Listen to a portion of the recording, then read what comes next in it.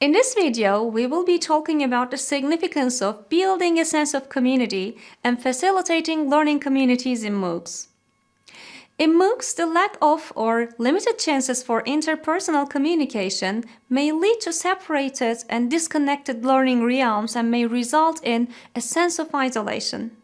Although not all Mooc participants may be willing to be a part of community, the diversity of Mooc participants with different learning preferences and the widely accepted notion that active learning and social learning contribute to deeper learning experiences urge us to create tasks that foster learner-learner interaction and collaboration. Shortly, as in other forms of learning, learning communities are essential in deep learning process. But what is a learning community? A learning community is a group of learners who have shared academic interests and goals and work collaboratively to achieve these goals. Learning communities bring people from different regions and enable them to connect and share experiences. If you want to go a step beyond, you can even create communities of practice for the subject areas where knowledge is applied. A community of practice is a group of people who share a common interest and come together to learn, achieve a goal, or improve practice. Communities of practice have three identifying characteristics. The first is domain. Domain is the shared ground, the common interest of the members of the community. In a Mooc setting, the subject area of the Mooc naturally becomes a domain. The second characteristic is community. That there is a large number of participants in a Mooc doesn't necessarily create a community. For a community to exist and function, there is a need for continuous interaction, where members share information, learn from each other, and even engage in joint activities and discussions. The last characteristic is practice. Unlike in a random group with a shared interest, members of communities of practice develop a shared repertoire of ideas, resources, experiences, tools, ways to solve problems. The intersection of these characteristics make up the community of practice.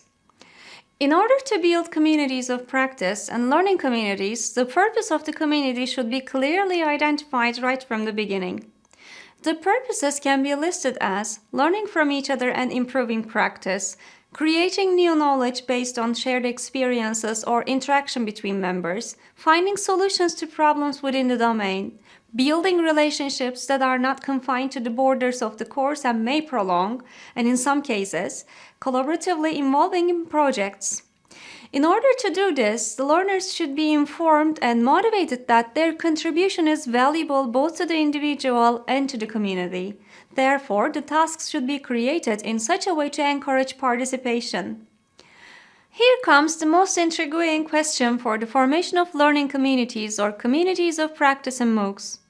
Forming functioning communities becomes pretty challenging in Moocs with a massive number of participants. Still, there are ways to build a sense of community and encourage the learners to be a part of it. Can you think of the most popular way of facilitating learning communities?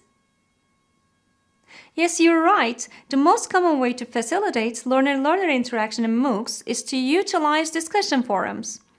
Posting discussion topics that enable learners to share their opinions, experiences, and answers to possible questions is perhaps the most frequently applied strategy. Nevertheless, although creating discussion forums on the Mooc platform is feasible, they usually end up with a long list of posts which usually and unfortunately are not threaded.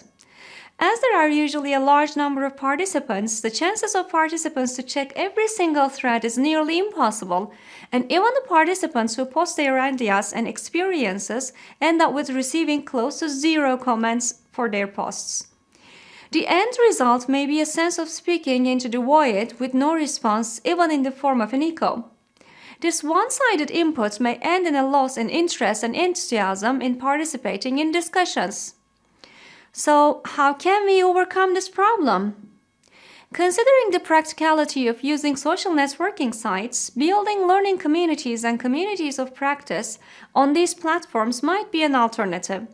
Creating a course Twitter account or a hashtag for the course and sharing this within the Mooc platform, encouraging learners to interact with each other over Twitter can be an option.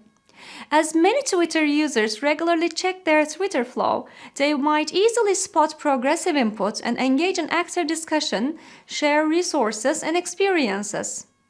When accompanied with other hashtags that are relevant to the course along with the course hashtag, and encouraging the learners to use multiple hashtags may call external parties into discussion, thereby expanding the learning community. Besides, this may help a prolonged interaction among the participants. Using Facebook groups, Telegram groups can also be other alternatives to facilitate the formation of learning communities. One critical point about the learning communities and communities of practice is their sustainability. That we create a Facebook or Telegram group, a Twitter account or incorporated Twitter hashtag does not ensure that they will be effectively used. Remember that there are different types of learners in Moocs. The ones who seek for interactions may do so for different purposes.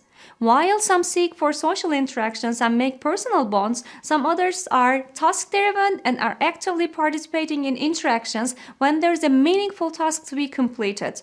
In order to address both preferences, the course should both foster building relationships and contribute to meaning-making through the use of tasks. For instance, there might be an ice-breaking activity at the beginning of the course where learners can introduce themselves, share their reasons for enrollment, their expectations. This can help learners meet others who share similar backgrounds. We can also add each module a stimulating discussion as a triggering event on social networks so that learners can move beyond the content of the course and make connections. What is significant here is the presence of the teacher again. Some research on the use of social networking sites in Moocs revealed that the absence of a professional in the discussions sometimes hinders learner participation. Though not very frequent, prompting learners with some questions, a wrapping up of ongoing discussions may encourage learners to participate. Once this feeling of connectivity and collective meaning-making is established, when learners are encouraged to be a part of learning community, and when they are convinced that their contribution is valuable, we can expect more learners to become the members of the learning communities.